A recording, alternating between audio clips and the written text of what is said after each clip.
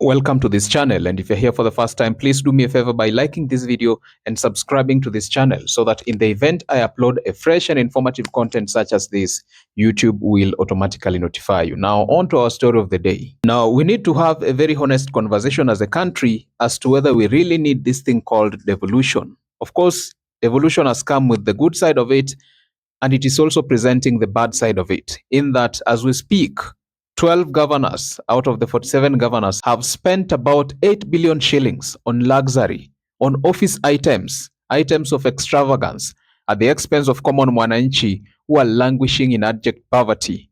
There are no medication in hospitals. There are no proper schools. And even if there are schools, the physical conditions, the buildings and all that are unbearable and thus not suitable for learning.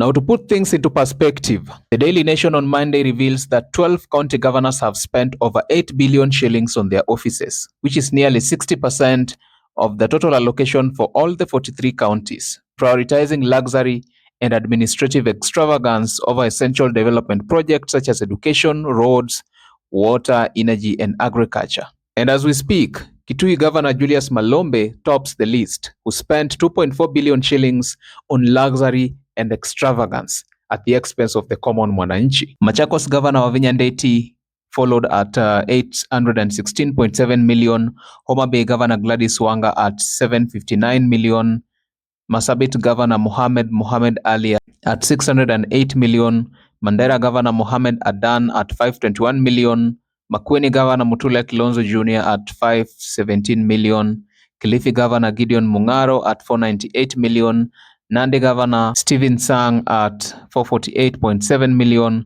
West Pokot Governor Simon Kachapin at 447.7 million, Migori Governor Shilo Ayako at 420.6 million, Turkana Governor Jeremiah Lomurukai at 45.7 million, and Tana River Governor Dadho Godana at 402.3 million. Kitui Governor Julius Malombe was the highest spender in this case out of the governors that we have listed. And mark you, the 2.4 billion shillings that he spent from the taxpayers' money, or rather from the capitation from the national government, was not spent on any other thing except luxury, extravagance, and nonsensical items that are usually incurred or tabled by the office of the governor in our various county governments. Now, the question is, are the county governments really creating development, or are they entities whereby the few individuals elected into those offices can siphon money for their own personal benefit? Because if you're to look at Kitui County, for example, I doubt if all the learning institutions, if all the primary schools in Kitui County have proper learning infrastructure. Sidhani kama hizo shule zote ziko Kitui ziko na tiles ama ziko na vitabu vya kutosha. Mahospitali zote zenye ziko Kitui, can we be sure that those hospitals have been equipped with enough medication, with enough staff? Can we be sure that when you go to any hospital in Kitui County, you will find a physician for consultation and you won't be told that, oh, hatuna madawa enda ukanunue kwa pharmacy fulani? Can we be sure of that?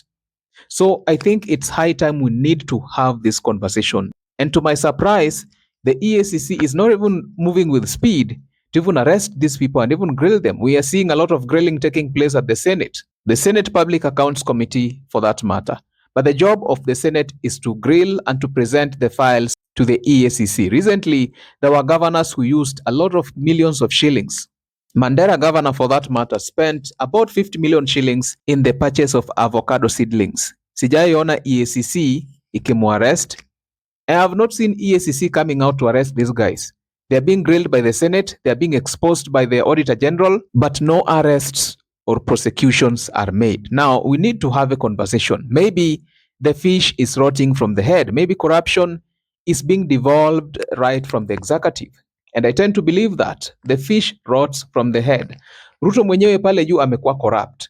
So he's devolving this corruption all the way down from the executive, from the office of the president to the deputy president, to the office of the members of the National Assembly, all the way down to the Senate, to the governors. So everybody is getting corrupt. This corruption is getting devolved right from the top. So inakuwa ngumu kudeal na kitu kama hii. If there is no goodwill from the president, or rather from the head of state, even the EACC is finding it very difficult, kwa sababu even if you are the director of the Ethics and Anti-Corruption Commission, ukijaribu kuongea hivi, you know very well that you will not survive your term in office, kwa sababu utatolewa. Wewe ndio unazuia watu kukula. Now, the biggest elephant in the room is this. How will we deal with this problem? Because during campaigns, these guys come to us with a lot of promises. They tell us, so if you elect me, we will do this and that. Tutawajengea hivi, tutatengeneza hii barabara, mara tutaongeza madawa kwa hospitali, tutaongeza nurses and all that. But when they get to office, they serve their own stomach. Because it appears that no matter how good a candidate appears to be, when Ruto was vying for the position of the presidency, Ruto alizunguka kote nchini and he made everybody believe that he was the savior who had come to rescue this country. But 3 years down the line, the country is dilapidated. Corruption is at its all-time high. He's selling every other government parastatal. He's selling Safaricom, selling Kenya Pipeline.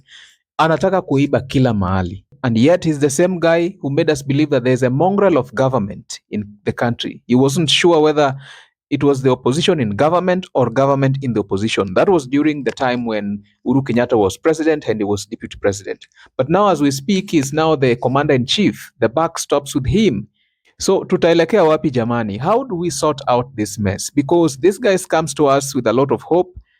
You look at Edwin Sifuna right now. Look at the likes of Edwin Sifuna, Babu Owino, Godfrey Otsotsi, Orengo, and all those guys in the Linda Mwananchi camp. They appear to be so promising. They have a lot of promises and they are giving the country a lot of hope. But I don't trust these guys because politicians are just but politicians. Maybe once we give them power, once we as the people we elect them into office, they will change. That nearly all men can stand adversity. But if you want to test a man's character, give him power.